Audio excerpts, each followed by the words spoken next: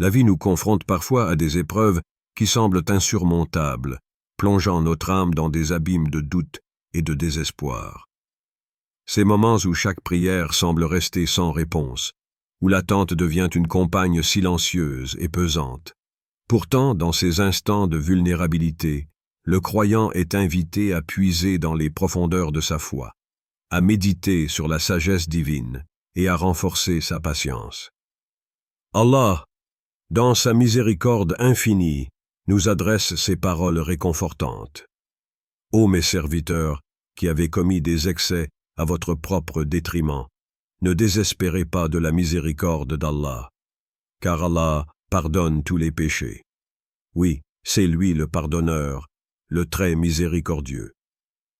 Ces versets sont une lueur d'espoir pour les cœurs éprouvés, rappelant que la miséricorde divine est toujours accessible, même dans les moments les plus sombres. Prenons un instant pour nous immerger dans l'histoire du prophète Ayoub, Job, paix sur lui, symbole intemporel de la patience face à l'adversité. Ayoub était un homme béni, possédant richesse, santé et une famille aimante. Cependant, il fut soumis à des épreuves d'une intensité inouïe. La perte de ses biens, la mort de ses enfants et des maladies affligeant son corps. Malgré ces calamités, sa foi en Allah demeura inébranlable. Il invoquait son Seigneur avec une humilité profonde, disant « Mon Seigneur, le mal m'a touché, mais toi, tu es le plus miséricordieux des miséricordieux. » Cette invocation, empreinte de soumission et de confiance, illustre la résilience spirituelle d'Ayoub. Allah, touché par sa patience et sa foi, le guérit et lui restitua bien plus que ce qu'il avait perdu, faisant de son histoire un témoignage éternel de la récompense divine pour ceux qui endurent avec patience. Dans nos propres vies, lorsque les épreuves nous accablent et que le doute s'insinue, rappelons-nous la promesse d'Allah. Très certainement, nous vous éprouverons par un peu de peur, de faim et de diminution de biens, de personnes et de fruits.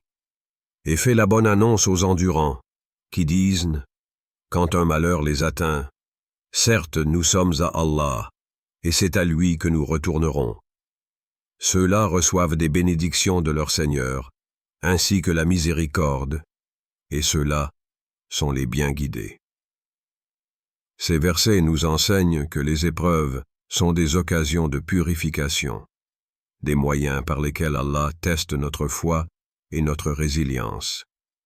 La patience, en ces moments, devient une vertu essentielle, une manifestation de notre confiance totale en la sagesse divine. En méditant sur ces enseignements, posons-nous la question suivante. Lorsque tu traverses une difficulté, es-tu capable de percevoir la sagesse divine dans l'attente? Peux-tu transformer ton désespoir en espoir et ta peur en foi, en te souvenant des promesses d'Allah et des exemples des prophètes? Cette introspection nous invite à renforcer notre lien avec Allah, à embrasser la patience comme une lumière guidant nos pas dans l'obscurité et à maintenir nos supplications avec une confiance renouvelée, sachant que chaque épreuve porte en elle les germes d'une miséricorde à venir. Dans les moments où la vie semble s'effondrer, où l'incertitude se transforme en angoisse, une porte reste toujours ouverte, celle du dua, supplication. Ce geste, si simple en apparence, est en réalité l'une des connexions les plus puissantes qu'un être humain puisse avoir avec son Créateur. Le prophète Muhammad, paix et bénédiction sur lui, a dit « Votre Seigneur est pudique et généreux. Lorsqu'un serviteur lève ses mains vers lui, il est honteux de les lui rendre vides. » Hadith rapporté par Abu Daoud. As-tu déjà ressenti ce moment où, dans un élan de désespoir ou d'espoir, tes mains se sont élevées vers le ciel? Ce moment où tes lèvres murmurent des mots que même toi, tu ne comprends pas totalement? Sache que ce simple geste, ce lever des mains, t'élève bien au-delà de ce monde. C'est une reconnaissance silencieuse de ton besoin d'Allah et de son immense miséricorde. Mais qu'en est-il des moments où les réponses semblent tarder? Ces moments où chaque jour qui passe sans exaucement semble être une montagne que tu ne peux gravir. Lorsque tu fais une dua, il est essentiel de comprendre que tu engages une conversation avec celui qui contrôle l'univers. Ton Créateur, Allah, entend chaque mot, chaque soupir, chaque larme. Dans le Saint-Coran, Allah dit « Et lorsque mes serviteurs t'interrogent sur moi, alors je suis tout proche. Je réponds à l'appel de celui qui me prie quand il me prie. » Sourate Al-Baqarah 286.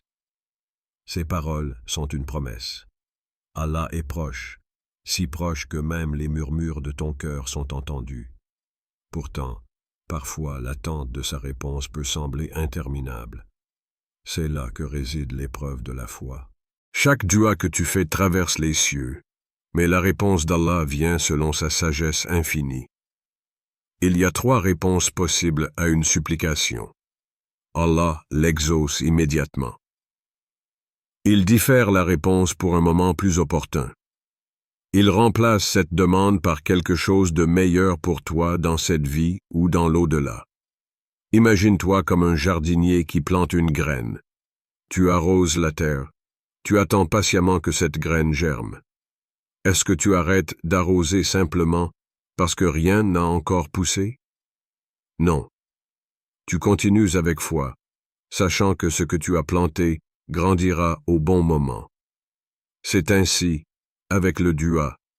Chaque invocation que tu fais est une graine plantée dans le jardin de ta vie spirituelle. Peut-être que tu ne verras pas immédiatement les fruits, mais ils viendront, et lorsqu'ils viendront, ils dépasseront toutes tes attentes. Il était une fois un homme qui vivait dans un désert aride. La pluie n'était pas tombée depuis des mois, et les animaux mouraient de soif. Chaque jour, cet homme levait les mains vers le ciel et priait pour de l'eau. Les gens autour de lui se moquaient de lui. « Pourquoi continues-tu? Ne vois-tu pas que le ciel est vide, sans un seul nuage? » Mais l'homme souriait et répondait « Si Allah a mis cette soif en moi, alors il a certainement prévu une source pour l'étancher. » Un matin, alors que le désert semblait encore plus aride que jamais, des nuages sombres commencèrent à se former à l'horizon. Avant même que les gens ne s'en rendent compte, une pluie torrentielle s'abattit sur la terre. Le désert revint à la vie, et l'homme qui avait prié avec tant de certitude fut le témoin d'un miracle. Cette histoire nous enseigne une vérité essentielle. Allah n'oublie jamais une supplication sincère. Même lorsque le ciel semble vide, sa réponse est en route. Le dua n'est pas seulement une demande adressée à Allah, c'est aussi un acte qui transforme le cœur. Lorsque tu fais un dua, tu reconnais ton incapacité à tout contrôler. Tu admets que tu as besoin d'Allah, que tu es dépendant de sa miséricorde. Dans ce processus, ton cœur change. Il devient plus humble, plus patient, plus reconnaissant. Même si la réponse ne vient pas tout de suite, tu ressens une paix intérieure parce que tu sais que tu as confié tes préoccupations à celui qui est capable de tout résoudre. C'est pourquoi le prophète, paix et bénédiction sur lui, a dit « Le dua est l'essence de l'adoration. » Hadith rapporté par Tirmidhi. Quand tu fais une dua, crois-tu véritablement que ton appel sera exaucé? As-tu confiance en la sagesse d'Allah, même lorsque ses réponses diffèrent de tes attentes? Es-tu prête à transformer ton impatience en une opportunité de renforcer ta foi? Pense à ces questions. Elles ne sont pas là pour te juger, mais pour te guider dans un voyage intérieur. Chaque dua est une lumière. Même si tu ne vois pas immédiatement où elle te guide, continue de marcher avec foi. Laisse tes mains s'élever vers le ciel et fais confiance à Allah. Car chaque mot, chaque soupir, chaque larme que tu lui adresses est précieux. Allah dit, Et ton Seigneur a dit, invoquez-moi, je vous répondrai. Sourate Ghafir, 40-60. Cette promesse est une invitation. Une invitation à ne jamais perdre espoir, à ne jamais cesser de croire. Les réponses d'Allah à nos douas ne sont pas toujours immédiates, et c'est une bénédiction en soi. Allah dit dans le Coran, « Il se peut que vous détestiez quelque chose, alors que c'est un bien pour vous, et il se peut que vous aimiez quelque chose, alors que c'est un mal pour vous. Et Allah sait, alors que vous ne savez pas. » Sourate Al-Baqarah 2:216. Pensez-y un instant. Si chaque supplication était exaucée instantanément, serions-nous capables de comprendre la véritable valeur de ce que nous demandons?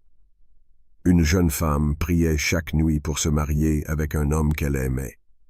Mais des années passèrent, et son dua ne semblait pas exaucé. Elle commença à perdre espoir, pensant qu'Allah ne l'écoutait pas. Finalement, elle rencontra quelqu'un d'autre qui, en tout point, la complétait bien mieux. En regardant en arrière, elle réalisa qu'Allah avait différé sa demande pour lui donner ce qu'il y avait de meilleur pour elle. Et si le retard dans ta vie était en réalité une opportunité pour recevoir quelque chose d'encore meilleur que ce que tu avais demandé? La patience, ou sabre, est une vertu essentielle en islam, souvent perçue à tort comme une attente passive. En réalité, elle incarne une action dynamique, une forme d'adoration active et une manifestation profonde de la confiance en Allah. Allah dit dans le Saint-Coran, « Ô vous qui avez cru, cherchez secours dans la patience et la prière. Certes, Allah est avec les endurants. » Cette injonction divine souligne que la patience est un moyen de se rapprocher d'Allah, une voie pour obtenir son aide et sa satisfaction. La patience active implique de continuer à œuvrer, à adorer et à espérer, même lorsque les résultats escomptés tardent à se manifester. Elle requiert une persévérance constante dans l'accomplissement des obligations religieuses, tout en évitant les péchés et en acceptant les décrets divins avec sérénité. Le prophète Muhammad, paix et bénédiction sur lui, et ses compagnons illustrent parfaitement cette patience active. Persécutés à la Mecque, ils n'ont jamais cessé de prier, de prêcher et de maintenir leur foi malgré les épreuves. Leur persévérance a conduit à l'hégire vers Médine, marquant le début d'une nouvelle ère pour la communauté musulmane. Pour cultiver cette patience active, voici quelques conseils pratiques. Établir des routines spirituelles. Consacrer des moments spécifiques chaque jour pour la prière, la lecture du Coran et la méditation. Cette discipline renforce la foi et la résilience face aux défis. Cherchez le soutien de la communauté. Entourez-vous de personnes partageant les mêmes valeurs, participez à des cercles d'études et engagez-vous dans des activités communautaires. La solidarité renforce la patience. Sit a turn zero search 9. Pratiquez la gratitude. Reconnaissez les bienfaits quotidiens, aussi modestes soient-ils. La gratitude nourrit la patience en rappelant les miséricordes d'Allah. Gérez les émotions. Apprenez à contrôler la colère et l'impatience. La maîtrise de soi est essentielle pour développer une patience active. Sit a turn zero search 1. Persévérez dans l'adoration. Maintenez vos actes d'adoration même en période de difficulté.